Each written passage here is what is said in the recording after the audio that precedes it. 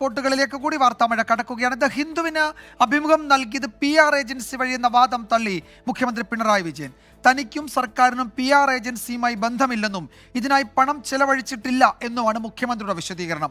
അഭിമുഖ സമയത്തൊപ്പം ഉണ്ടായിരുന്നത് CPIM മുൻ MLA TK ദേവകുമാറിന്റെ മകനാണെന്ന 24 വാർത്ത മുഖ്യമന്ത്രി സ്ഥിരീകരിച്ചു. എന്നാൽ സുബ്രഹ്മണ്യത്തിനൊപ്പം ഉണ്ടായിരുന്ന കേസൻ ഗ്ലോബൽ CEO വിനീത് ഹോണ്ടയെ കുറിച്ച് അറിയില്ലെന്നും മുഖ്യമന്ത്രി പറഞ്ഞു. കാണാം ഇന്നത്തെ ഏറ്റവും പ്രധാന വാർത്ത, ലീഡ് സ്റ്റോറി. CPIMന്റെ മുൻ ഹരിപ്പാട് MLA TK ദേവകുമാറിന്റെ മകൻ TD സുബ്രഹ്മണ്യം വിവാദ അഭിമുഖം നടക്കുമ്പോൾ മുഖ്യമന്ത്രിക്കൊപ്പം മുറിയിലുണ്ടായിരുന്നുവെന്നായിരുന്നു 24 ഇന്നലെ പുറത്തുവിട്ട വാർത്ത. ഇത് മുഖ്യമന്ത്രി സ്ഥിരീകരിച്ചു.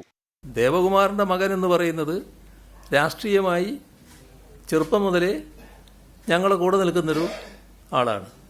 അയാളിങ്ങനെ പറഞ്ഞപ്പോൾ ഒരു ഇന്റർവ്യൂ ആകാമെന്ന് സമ്മതിച്ചു എന്നുള്ളത് മാത്രമേ ഉള്ളൂ. മുഖ്യമന്ത്രിയുടെ അഭിമുഖം വാഗ്ദാനം ചെയ്ത് സമീപിച്ചത് കേസൻ ഗ്ലോബൽ എന്ന PR ഏജൻസി എന്നായിരുന്നു ദ ഹിന്ദുവിന്റെ വിശദീകരണം. എന്നാൽ ഹിന്ദു വിശദീകരണത്തെ മുഖ്യമന്ത്രി തള്ളി. അഭിമുഖത്തിനായി PR ഏജൻസിയെ ചുമതലപ്പെടുത്തുകയോ പണം നൽകുകയോ ചെയ്തിട്ടില്ല.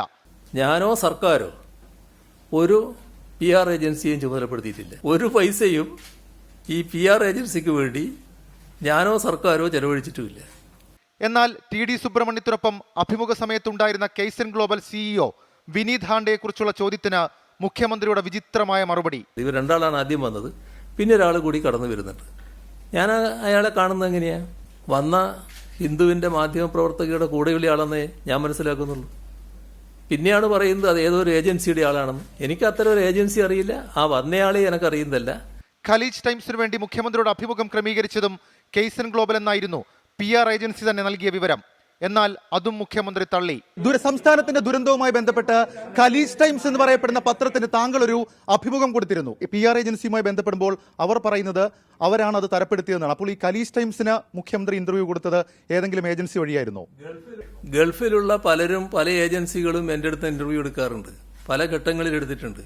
അത് ഗൾഫിലുള്ള പല മാധ്യമങ്ങളും അവിടെയുള്ള മലയാളികളുടെ സാന്നിധ്യം വെച്ചുകൊണ്ട് കാര്യങ്ങൾ പലതും അറിയാൻ താല്പര്യം പ്രകടിപ്പിക്കാറുണ്ട്. ഏതാ എന്താന്ന് എനിക്കിപ്പോൾ കൃത്യമായിട്ട് പറയാൻ പറ്റില്ല.